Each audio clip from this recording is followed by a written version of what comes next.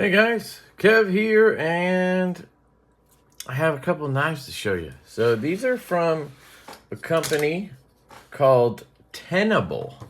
I'll show you right here. Maybe you guys have seen these around. I didn't know it existed until I was at Blade Show, and I was at the Kansept booth, and I saw they had a couple of sort of budget knives out, and I asked about it, and they said, "Oh, that's our budget brand, like Civivi, you know." So this is Kansept's budget brand, and I was like, "Hey, can you send me a couple of these to check out?" And they were like, "Yeah, sure." So this is the Nest Street, which we've seen before from Karambit Maker, but it is in green micarta 14C28N, and it's a button lock. So we have that one. And then we have the Prometheus from Divo. And I actually had this one in before as a more premium model. Green micarta and 14C28N. So far what it looks like they're doing is they're taking their more expensive models and they're bringing them down to budget models, which is interesting. So this one is the Nest Street right here. Has that machine satin on it, green micarta, has a button lock, and it's comfortable in hand. I'm pretty sure I've checked one of these out before, but it was a frame lock or a liner lock. The button action is pretty good. It is a plunge lock. You can see that here. This is the year of the button actuated compression lock or liner lock. But this one is a actual button lock. We can try to give it a couple of whacks. Seems fine. No rock at all. It's got a little button stick, but as I always say, I think that's actually a good thing. That means the lock is engaged, and it's not hard to push. It's not like super sticky or anything, just a little click. You have a one-sided loop over deep carry clip, so no reversible clip, which is interesting. You'd think they would just put a reversible clip on it, but they did not. There's some milling in there on the steel liners, and the blade is sharp, that is for sure. So this is pretty cool. I don't know, you guys let me know what you think on this one. Now that I think about it, wasn't the Nest Street already sort of budgety? You know, I kind of remember having like a blue G10 one or something. But maybe I'm misremembering that. But this is a button lock. I know they're doing a button lock version of the Fenrir. So they're doing a budget version of this and a button lock. Should be interesting. This is my lefty Fenrir. This is one of my favorite concepts. For sure, if not actually my favorite concept. Being left-handed, I like that it's a model that I actually really like. So that's very cool. And I love Greg over at Sparrow Knife Co., so that helps. But yeah, they're coming out with one of those. And then we have the Prometheus.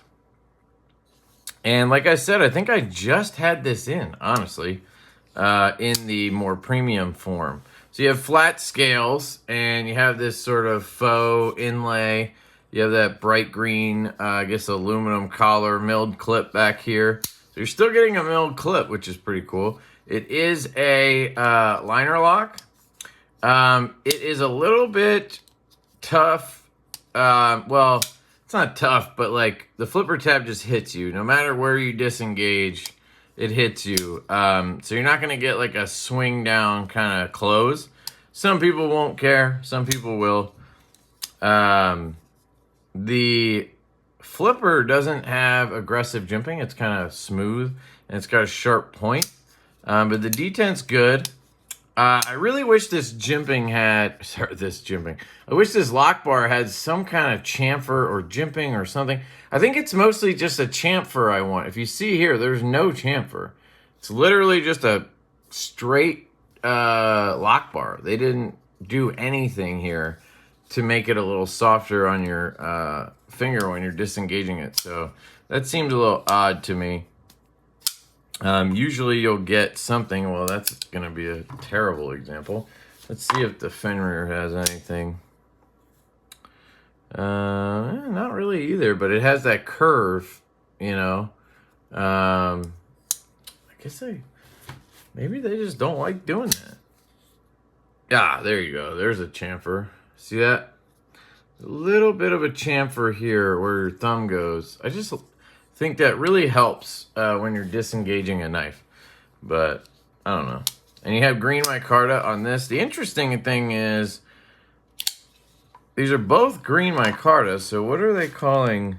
So green micarta on the Nest Street, green micarta on the Prometheus. So they call them both green micarta, but they're clearly different micartas, right?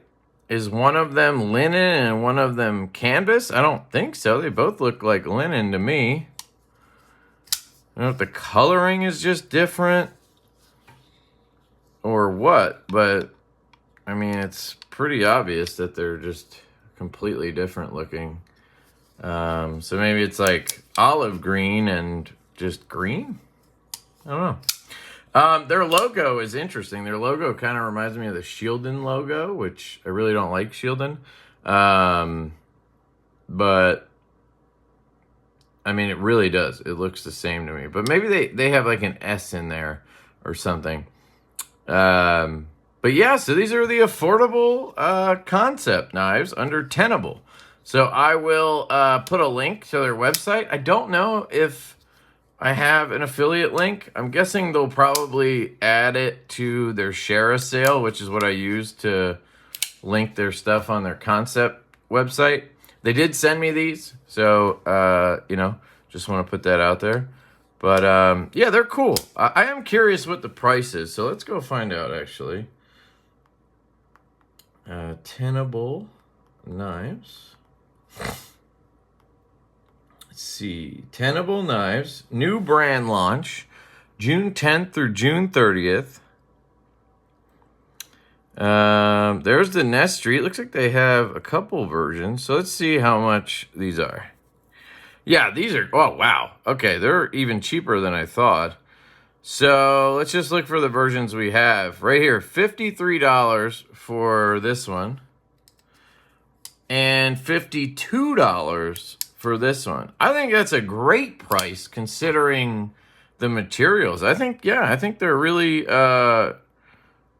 hitting a good price point. Look at that. They have this one for $45. Why? Just because it's purple? The black wash, maybe? I don't understand. Why is that one so much cheaper? You can get this one for $44 too. So if you get a black wash blade on this, it's $45. That's a steal. I mean, this is a great knife for $45. You got to be kidding me. It's excellent. I mean, you're talking $40-50 for these knives. If you're looking for something affordable that you can either collect because you don't like to spend a ton of money, or that you can just abuse at work or something, but you still want to have a little bit of style, I think these are cool for that because you get the designs that you see in their more expensive models, but you're getting that for $50. You're just bringing the materials down a little bit. It still feels, you know, like a good quality build. I mean, it doesn't have stick. It has a good detent. It is good action. Does it have the same bearing system that Kansept uses on their other knives? Let's see if I can get a view in there. Because they use a really good bearing system on their knives, I gotta say. Their stock bearings, it looks like it, yeah. Yeah, I would doubt that they would change that. It looks the same to me. So you're getting Kansept build quality, essentially. You're just getting a more affordable knife. And they've done more affordable knives before. They just never had them under their own brand. It was always just a concept, you know what I mean? So anyway, I will give 2 thumbs up to Tenable. I think at this price point, it's hard, you know, you're talking Kaiser and Kubi and QSP probably. So those brands do have their, you know, their stuff in these ranges. But other than that, I mean, you're going to get D2 a lot of times for that $40, $50 price point. You're going to get D2. You're going to get, you know, stuff that we don't love all that much. Oh, CJRB would be in there, but you're going to get AR RPM 9. So to get 14C28N from Kansept, who I don't know if I've had that from them before, but they tend to do a good job with their heat treats. I've done production runs with them, and we've had really good feedback on their S90V. So they know how to heat treat knives. So the value, I think, is there for sure.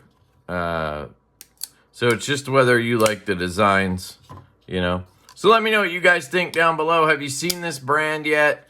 Are you interested at all? If you're a budget guy, I really want to hear from you, what your thoughts are on it.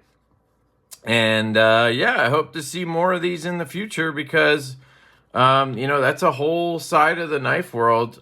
People who like to spend under $100 try to stick around $50. And that's a big part of the market, you know. And I'll be honest, it's not a part of the market I spend in. But I've definitely handled a ton of them and have a good feel for it. So, yeah, these are nice.